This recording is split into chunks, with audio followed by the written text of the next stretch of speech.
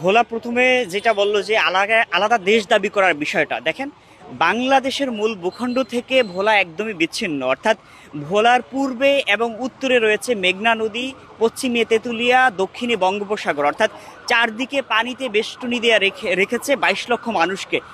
যেই জেলাটায় 22 লক্ষ মানুষ পানিবন্দী একটা জেলার মধ্যে বসবাস করে, পুরো বাংলাদেশের ভূখণ্ড তাদেরকে গুরুত্ব না দিয়ে এত বছর অবহেলিতভাবে রেখেছে, সে জেলা আলাদাভাবে এটা তুলতেই পারে আওয়াজ যে আমরা কি আসলে বাংলাদেশি না।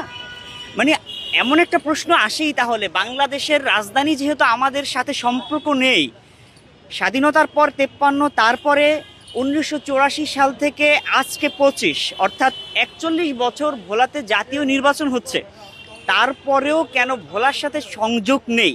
এখন যদি ভোলাবাসীকে এই সামান্য দাবিটা মেনে না নেওয়া হয়, এই দাবিটা পূরণ না করে দেয়া হয়, তাহলে তো বলতেই হয় যে ভোলাকে যদি আপনারা আলাদা রাখতে চান বাংলাদেশ থেকে, তাহলে দাবি এটাও উঠতে পারে যে আমরা ভোলাটাকে আলাদা একটা রাষ্ট্র হিসাবে কি ঘোষণা দেব কিনা। দেখেন, এমনটা আমরা চাচ্ছি না, কিন্তু বাংলাদেশ সরকার যদি চায় যে ভোলাকে সুযোগ সুবিধা দেবে না, তাহলে এটা ঘোষণা হতেই পারে। আরেকটা কথা হলো, ভোলার মানুষ ভিক্ষুক নয়। ভোলার যে সম্পদ আছে, এই সম্পদ গ্যাস ব্যবহার করেই তো ভোলাতে সেতু করা যায়। ডেইলি স্টারের প্রতিবেদনে 2020 সালে বলা হয়েছে ভোলাতে পদ্মা সেতু, ভোলাতে যে সেতু, ভোলা বরিশাল সেতু করতে 10 লেনের 4 লেনের 10 কিলোমিটার এই সেতু করতে খরচ হবে 9,922 কোটি টাকা। ভোলাতে বর্তমান গ্যাসের খনি থেকে এখানে সম্পদ আছে 10,941 কোটি টাকা।